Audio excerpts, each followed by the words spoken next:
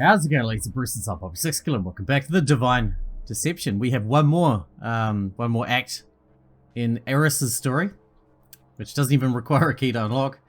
And then we're moving on to Vel's now that we get ourselves a gold key, a good old gold key. We're getting very close to the end now. A lot of the secrets, a lot of the twists and turns have already been revealed to us. I'm not sure if we've done it in the order that the game wanted us to, but frankly, who cares? Let's carry on. Royal Flush. Repost. Repost. Oh, what's this? A movie announcement. Let's check out the trailer. It looked okay. I think the producers might have overestimated how excited we would get over Rudy Thespi's involvement. I think I hadn't had a decent flick in a hot minute. What else? More goddamn... Actually, you know, this one's pretty cute. Okay, not all cat pictures are the worst. What was I doing? Scrolling at Kamapa at a time like this? I mean, yeah, it was a stress killer. Yeah, I didn't have much to do. But still, I shouldn't be on my phone. I need to be more attentive. Though that was made harder by the aforementioned nothing to do. All I was doing here was waiting. Well, if I had to wait it out, this is a nice enough place to do it. So presumably we're going to be getting the final message from the devil in this episode, which will tell us everything he knows, which could be a lot. It was the whole spherical nature of the room. 3 fancy looking god statues, and a big black metal plaque in the center of the room. And then on top of that, a number of bags filled with cinder block bricks. It was a pain to drag in here. Really need to work out more. I mean, I was actually pretty fit, all things considered, but raw strength? Definitely could use more of that. Or could I? Ideally, I wouldn't need to be carrying cinder blocks through fancy mansions too often. Oh well. The point is, I was able to completely cover that plaque in cinder blocks. Sitting atop that pile was a nice, simple signal jammer. Surprisingly common, it turns out. I'd recently looked into them. Pretty cheap too. Completely blocks out all things with a signal like, say, a phone? Probably standard protocol when you didn't want anyone having the chance to contact outside help. I sat, powered on, at the top of the pile. That was my job done. Well, part of my job done. Anyways, looking around, I didn't have to hand it to Odin. This is a pretty nice room. Even if it was never intended to be stayed in for very long. The problem wasn't the ambiance. The problem was that I was impatient. But I had to wait. This is my best chance at getting a lead. My last chance completely went to waste. Meeting the devil in person. Ha! What a joke. It was a mistake to think either of us were being slightly genuine. Good thing I was appropriately cautious. Oh, we missed out on the devil meeting? If I had actually gone to that meeting place, I'd probably be dead now. The devil had never trusted me in the slightest. I mean, not like I claimed that I trusted him, but I was proven right. Anyway, that meeting fell through, so now I was stuck waiting here. Which was annoying. It made me anxious, especially knowing what was going on right now. The culmination of quite a lot of work. A spectacular scene of intrigue and drama. And where was I? Squatting alone in a mansion on babysitting duty. Tragic. I thought back to the setup I'd put into this part of the plan. Starting then. Anyway, I think that's all we have to talk about. I'll keep housing Krish. Wouldn't want the duets finding them. That'd be real bad. As for your part, you know, I don't think you really need to do anything. You've done more than enough already. That was the end of the recording.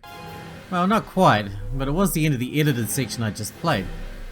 I didn't edit it for any sort of malicious purpose. The main point of the recording held firm. I just wanted to get to the meat of the conversation. Going over every little interaction would just slow things down. It'd be more effective if I jumped from bad section to bad section.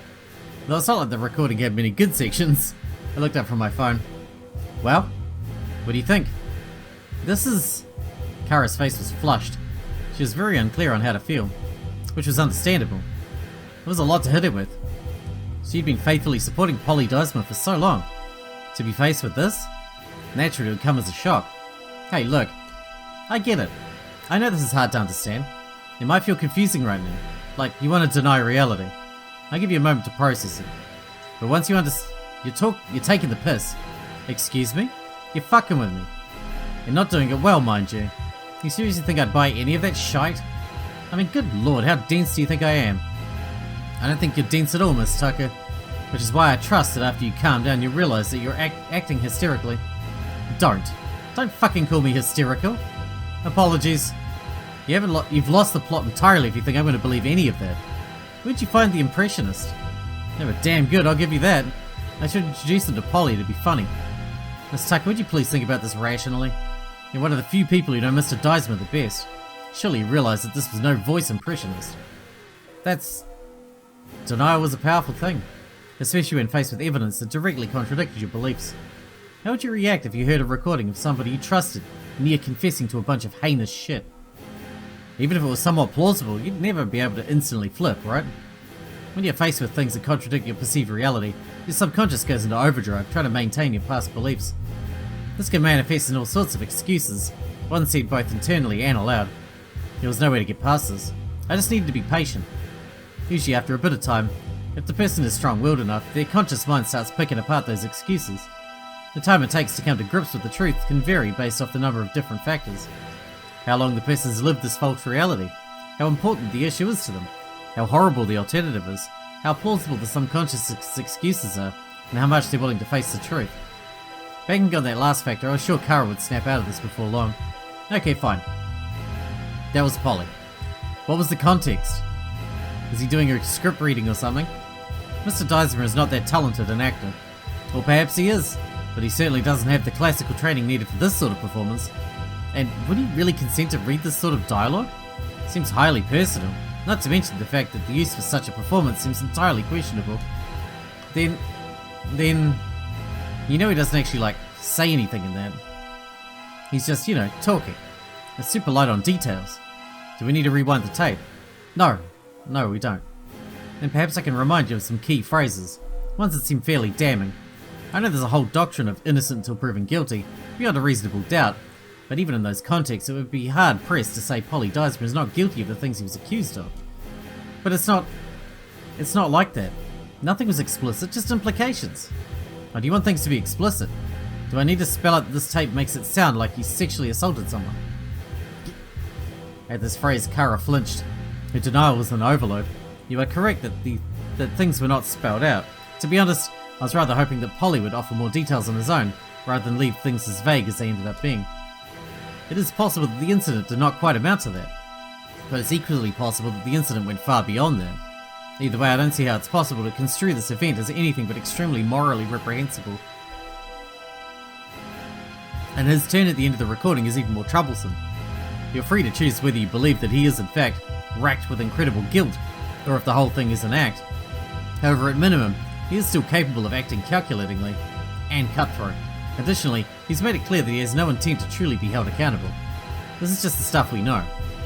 Look, is it really all that bad? Excuse me?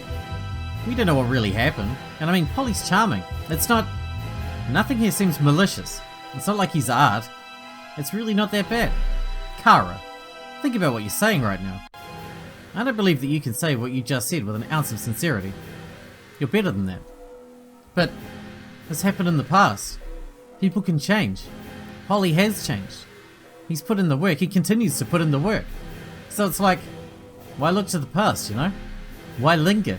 It'd be better for me to move on. Better for us all to move on. This isn't representative of Polly. He's a massive prat, sure, and a bit of a dick at times, but he's not... He's a good guy, Kara, since the start of this conversation, you've been doing nothing but make excuses for Polly. That makes absolutely no sense to me. That's not your personality. You hold people accountable. You actively work to improve things. You're smart. You're not whatever this is. Who are you doing this for? Why are you doing it? I mean, Polly Deismer? The shittiest son of a shitty family? You're right, none of this is new. Polly's an established train wreck. He can be nice, sure, but that's not even remotely the point. Why are you defending him? You've literally been presented with the truth and you're still trying to back this horse? Why? Why him? Just cut him off, get it over with. Kara looked down. She was clearly pissed at me, and she was also angry with herself. No part of this was easy for her. Perhaps I should be gentler. Look, I get it, okay? This must seem impossible, right? It's like seeing a completely different person.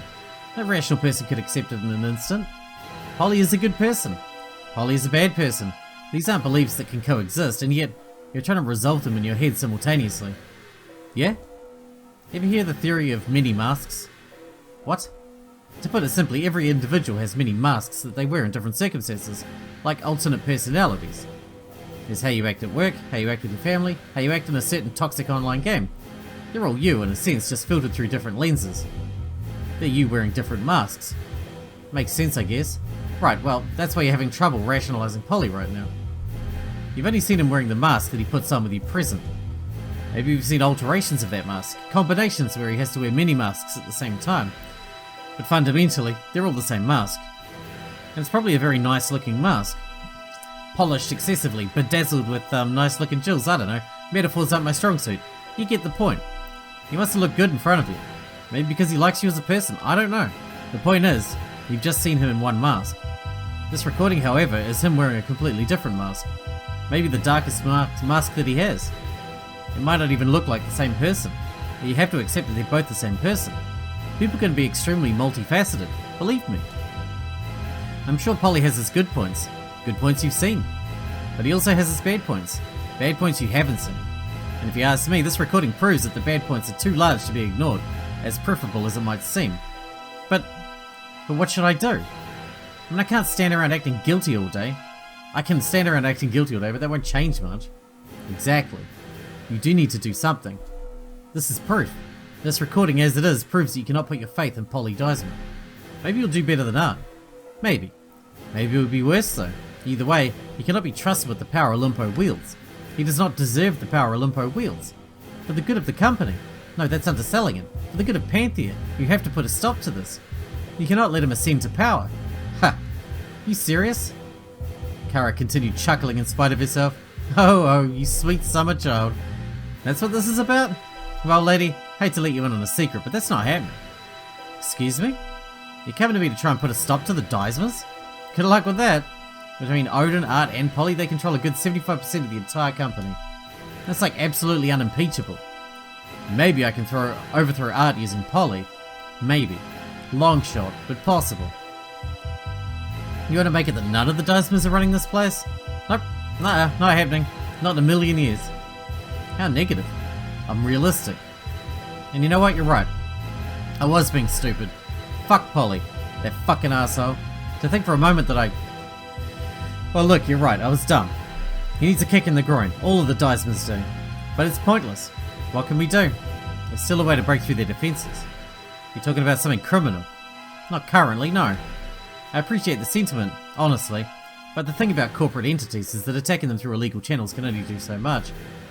As highly legal entities, they're likely to survive it. Really, the best we could do is kill the Deismans outright, but even then the company would still fall to another arsehole. Right, so it's pointless. Not so. Oh? I can see the faint hint of interest beginning to spark in Kara's eyes. What are you thinking? First of all, how much stock in Olimpo do you currently possess? Me, personally? Well, I've been able to temporarily get my hands on about 13%. But I got it on good authority that the full 25% of shares that aren't in the Deisman's hands belong to people who are willing to take down the current head. Good. That's all we need. You sure? I feel like we're missing a good 26% there. 13 actually. Not 6? What? Where'd you get that figure? I feel like we're on two completely different wavelengths. Agreed. Well, your wavelength apparently has a chance of making a difference, so let's call it my cock-up and move on. Alright then. To start, we do need to put a few more shares in your hands. Luckily, you have all the ammunition you need. Or I do, rather. You got it all worked out, huh? Yep. You just need to be my puppet. Can't say I care for the term, but if we'll get the job done, feel free to stick your hand up my ass. Let's save the flirting for later. There's work that needs to be done. For now, time for a classic pitting brother against brother. I didn't get to see what happened next, but it probably went like, you know, I don't think you really need to do anything. You've done more than enough already. Well, well, well. Polly, you absolute troglodyte. I can't say I expected better of him, sad to say. What I didn't expect, Miss Tucker, is that you would come play ball with me of all people. Quite a lovely surprise. You heard the tape? You think I'd let that shit pass unpunished? I'd imagine not. As is only right. My brother. It disgusts me at times to think that we're related. Perhaps I'm not one to speak, given some of the personal foibles, but there is such a thing as responsibility. Polly knows nothing of it. Hence audio recordings like this. Hence indeed. So you're giving this to me what? To take him down a peg? Teach him a lesson? I don't know. I don't care. You don't care? That can't be right. It is. If I was really just vengeful, I'd just leak the recording to the press. They'd do the work for me. Instead, you're opportunistic. Don't say it like it's a bad thing. It isn't. Honestly, I respect the instincts. Really, your talents are wasted working under my brother. Probably, but it's not like I'd like to be your assistant either. Now, can we just get to business? Simply making conversation. Very well then, how much will it be? 10%. Excuse me? 10% of your Limpo shares. That's my asking price. Ha! Absolutely not. That is a non-starter. Oh, come on. This recording is gold. There's Polly dead to rights. If he ever acts up, whip it out and show him what's up. Getting it for 10% is a bloody steal if you ask me. Very well, I should buy the recording for 4%. 4%, huh? Sharp, real sharp. Making sure between you and Odin you maintain a 51% stranglehold of the company. That is a must. Everything beside that is simply optional. Fine. 4% of work, I suppose. You never intended to get 10%, did you? Do you want to make the deal or not? Right, sorry. And then with Polly, it was like, you're joking. What? Stop it. No way. You're lying, you must be. You just gotta be. Stop overreacting. But how? That's not bad at math. He knows 6% leaves him vulnerable. I don't know. I guess he thought he could trust Herc. His loss either way. In the upcoming shareholders meeting, he'll be able to claim victory. Yes. Now that's what I'm talking about. I knew I could count on you, Kara. You really are the best. What would I do without you? Yeah, so I have an ask. An ask? Alright, hit me. 10%. Huh? 25% of the shareholders are willing to back you. But to get that set up, I currently possess no stock in Olympo. I want 10% of your shares. It's only fair, right? You said we were partners. And partners we are. At 10%, it's a lot. Polly. What the hell? You've been by my side for so long. You know I can't just deny you when you ask so straightforwardly. So then I'll give you 9%. Wait, 9%? I got 20%, you know. If I gave you 10%, we'd be equal. Can't have that. Gotta keep you under me or else you'd find someone better. Yeah. More or less encounters like that took place. Which lead to the next meeting with Kara. Ugh, I feel gross. Welcome to the wonderful world of corporate politics, Kara. If you don't feel sick, you're not doing it right. I don't think telling bald-faced lies is my calling in life. Well then, hopefully you won't have to tell any more after this. Point is, how'd it go? Pretty much like you said. 4% from Art, 9% from Polly. To the exact numbers too. Not too bad at all. What can I say? Despite their posturing, I find the Deisman brothers exceedingly boring. They're quite predictable when you get right down to it. Well, I can only pray you continue to be right, because going forward from here I still don't know what the plan is. Sure, I nicked a good 13% from the two, but that still puts me at 26%. 51% it does not. And the next shareholder meeting is coming right up. That's our best bet to make change, if we can't stir things up then. Relax, relax. The hard part's over. At least for you, that is. It is? Yep. Like I said, that was step 1. Now I'll handle step 2. It's a 2-step plan.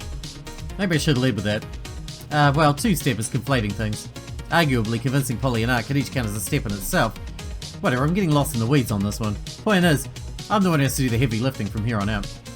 Your role in this is very simple.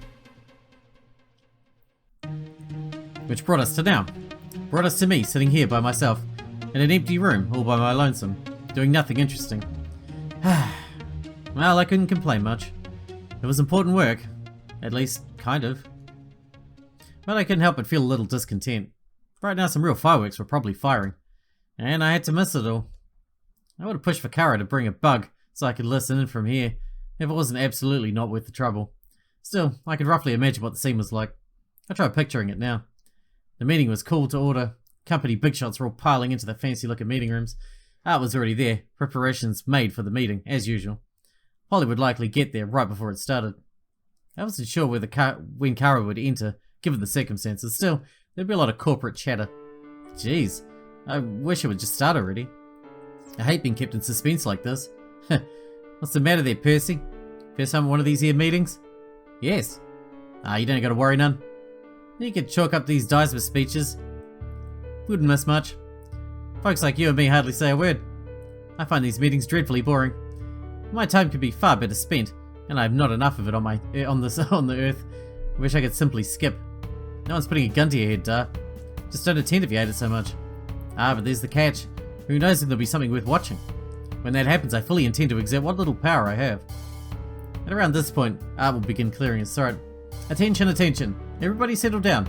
The meeting will be started shortly. There are a number of points to go through, so we should get in order quickly.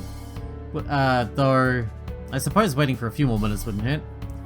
Art will probably realise the glaring weakness at this point, if not sooner. However, he'd like to keep that to himself. Hey, wait a minute. Where's Dad? Polly would show no such tact. That is, well, it appears he is running late. That's not like him though. He never misses a shareholder meeting. As he should not, his 25%... Huh. And here I thought my birds were actually lining up to this meeting. That's what you call a blessing from heaven. No, Polly. It's more deliberate than that. Although who knows? Maybe I could be considered an emissary from the heavens?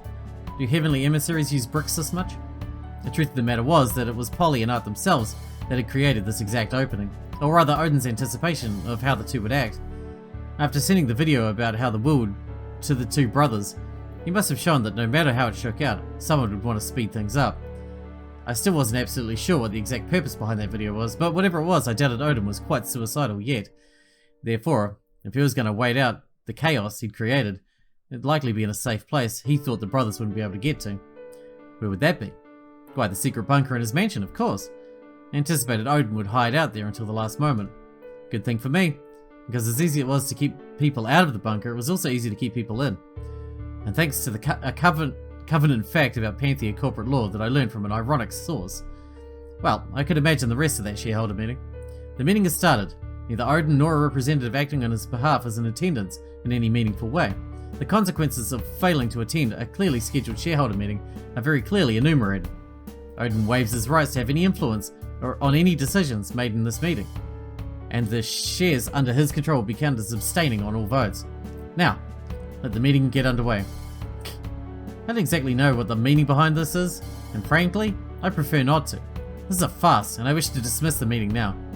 But you don't have the authority to do that. What's the matter, Art? Afraid to play ball? See, this is what I was talking about. Fine. I care not for this mockery of a meeting. The effects will probably be undone regardless. Can we start then? If you must. Cool. I have an order of business. Actually, I would like to bring up a proposal. Oh? Oh, if that's what you want to do, Kara, go ahead. Kara probably stands up, takes center stage. She might clear her throat. Olimpo is a titan. It wields immense power, and that power can be used to create great good, or to energize great evil. That's why it's absolutely critical to make sure the person in control of the titan that is Olimpo is the best person for the job. And unfortunately, I can't say that is currently the case. With the current management, Olimpo is not just a titan, it is a monster. It wreaks untold damage on the city I call home, the city that I love. And thanks to its incredible finances, it is a monster that can only be slain from the inside. So then it is only... fuck it. I tried coming up with this whole fancy speech, but I guess what I'm getting at is pretty simple. I'm proposing that somebody other than Art Deismer should be elected as Olimpo's CEO. Hell yeah! I'm nominating myself for the new CEO. That... what? In an instant, Polly's face would fall. Art, for his part, would just look down disappointedly. Hey, yo, Kara, what the fuck's this about? This wasn't the plan. It wasn't your plan. Yeah, exactly, our plan. Your plan. Right, the plan that I made with you. Polly, I don't know how else I can communicate the fact that I have a different plan than yours. Oh. Wait, but why?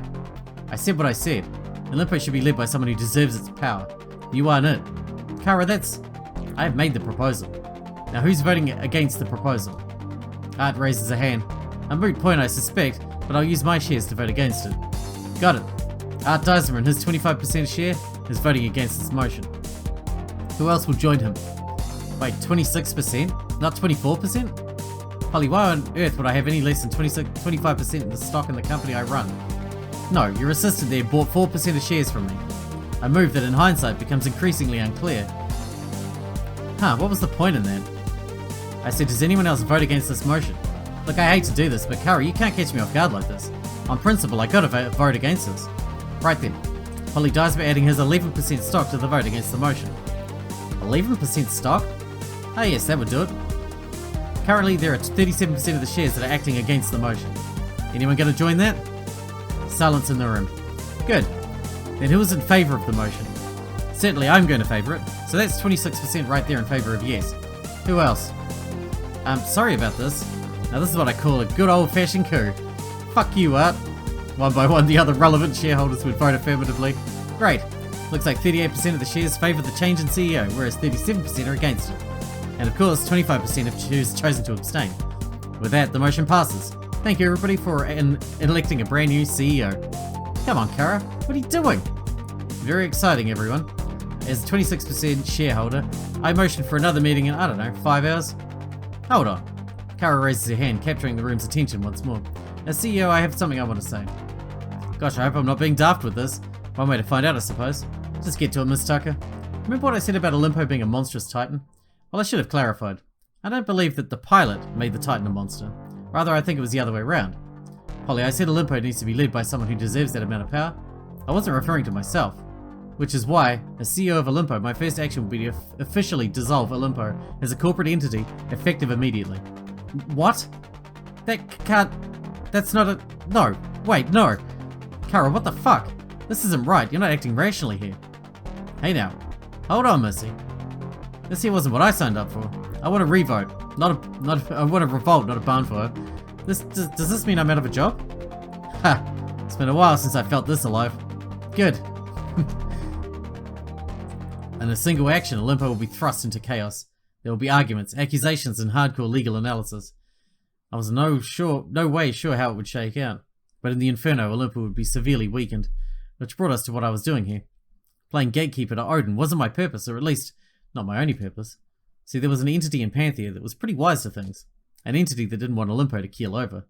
A figure, well, it was cheesy, but let's call them the god.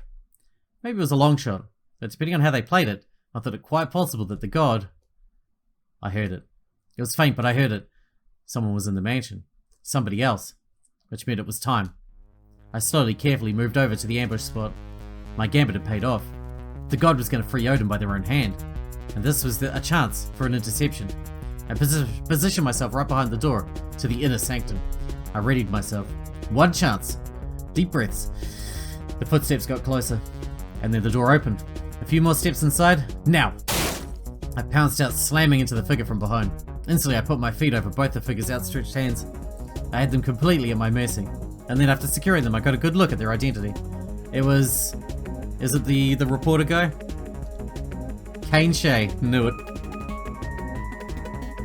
I fucking knew it. God damn, I was good. I always trust my gut. Ah! What the fuck? The hell's going on here?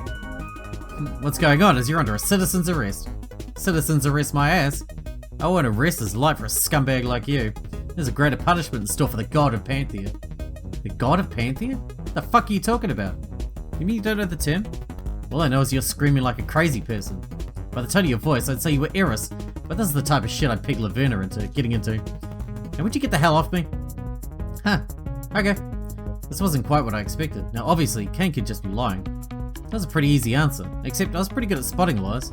And Kane sounded pretty convincing. Of course, if Kane was the god, he'd be a pretty good actor. However, he'd just been ambushed and knocked to the ground. Usually that would catch you by surprise, put you off guard. And yet pretty instantly, Kane was putting up this front. Was it possible he really could bounce to this so instantly? I needed to know more. Not quite yet. I got some questions for you first. Fine, get them over with. Your shoes fucking hurt. What are you doing here? It's private property after all. I could ask you the same thing. I asked first. Wow. Look, if you have to know... Kane squirmed under my feet. I was sent here. Really? By one of the Deismers? No. It was an anonymous source. An anonymous source? Yeah. They gave me directions, told me to find this room. Apparently there'd be a puzzle in a bunker and something. I need to find Odin and give him a ride to the Olimpo building. And you just listen to the stranger. They offered info. They directed me to a manila envelope stuffed in some tree near the Oracle's office. It had a USB inside. They said it had some juicy shit. That I'd get a second scoop after finishing the job. Oh yeah? Can you prove any of that? Check my pocket, you'll find the damn letter. I bent down and looked through Kane's pockets. Sure enough, I found the envelope he talked about. I reached inside and took the USB stick. This complicated things. I jumped to the easy answer when Kane walked inside. But I thought about it some more. Did the god really expose themselves directly like this? It was short notice, true, but their whole MO was getting other people to do their dirty work for them. And they also knew that for whatever reason, Odin hadn't made it to the shareholder meeting. If Kane really was the god, it'd be pretty risky to appear in front of me like this. What's on the USB stick? I don't know. Haven't checked it out yet. Figured I'd look at both bits of info when I finish the job. You just trusted a random voice. You didn't think it could be a prank. Yeah, well, this isn't the first time a voice has contacted you, is it? You've done stuff like this before. You sure you're not Laverna? Watch it. Hard to from the floor. But yeah, you got me. I get a lot of my good info from this anonymous voice. Don't know who it is, and frankly, I don't care to. They haven't failed me yet, and that's all I care about. A lot of the time, the info comes no strings attached. Every now and then, they ask for me to do something like mild like this. Deliver this here, get a bit of info, innocuous stuff like that. It sure is shit shady, but you know, kinda makes it exciting. Beats the boring journalist racket, that's for damn sure. I considered this. Did the voice ever make you do anything major? Dump a body, drug a rival, burn a house, something like that? Of course not. I'm info hungry, not insane. No way I'd do any of it if it was illegal. Again, technically you're breaking into Odin's mansion. And technically so are you. I was taking my frustration out on Kane. Looked like I just caught a tentacle, not the real beast. Whatever. I've got another piece of the puzzle. With this I might have to revise some theories. For now though, I still had work to do. Okay, you're cool. I'm taking the USB though. Like how you are? I want to see what's on it. Then ask me. No time for that, okay? Thank you. You're the best. Bye. Wait up! Before Kane could object, I ran out of the room. Maybe I let the gods slip through my grasp, but I still took a chunk out of their precious Olympo. If I kept provoking them like that, then soon enough they'd show their true face. A lot to discuss. A lot happened there. For starters, how about Kane getting caught like that? That's crazy, huh? The whole story about him being contracted by an anonymous voice seems pretty sketchy if you ask me. The same anonymous voice that was telling Aisha what to do. Giving her information on who to murder. Gives off big cop-out energy. Then again, Eris did bring up a pretty good point back there. The god thing she's chasing, from what we know about them, would they really risk appearing in the flesh like that? It's a good point. Seems like a massive and unnecessary danger. Well, even still, it's not impossible. There could be a reason for it. Whatever. Olympo just fucking exploded. And we're talking about some loser reporter. What are we doing? That was some slick maneuvering from the Kara Eris tag team. I mean, granted, it worked because of a bizarre maneuver of questionable legality in physically preventing Odin from attending last minute. You know, Kara positioned dissolving Olympo as a corporate entity as some sort of high-minded sacrifice, as if she was coming at it from a position of nobility, that the power the position entailed was inherently amoral and corrupting in and of itself. That's true, isn't it? I mean, I believe that's true, and maybe she really believed that, maybe. And it's not like she had a choice, you know? Her tenure as CEO was inevitably going to be extremely limited. Such an act was the only real way to make change, and even then, it's currently unclear if such an act will work. Like, legally speaking, can she do that? I don't know, I'm not a lawyer. Either way, my point stands. It wasn't a noble sacrifice, it was a calculated missile strike. I don't know why I feel like tearing down Kara's achievements. Not like I hold anything against her, and honestly, I respect the attempt to reframe things. Just sort of give my 2 cents. No new keys, but that is fine. We've got that one done. Oh, did not mean to do that. So I guess in the next one we're going to jump into Val's next episode, which is technically the same person as Eris, anyway, and Locke, and Laverna, and Mercury, and many of the people. So they all kind of tie together in that most of these different people are the same person. So, you know, shit, maybe all of them. I don't know who this one even is yet. This might be that lady. Shit, what was her name? Was it Lara? Lara? I don't know. We'll see. Hope you guys enjoyed it. Thanks so much. Thanks for hanging out with me, and I'll see you in the next one.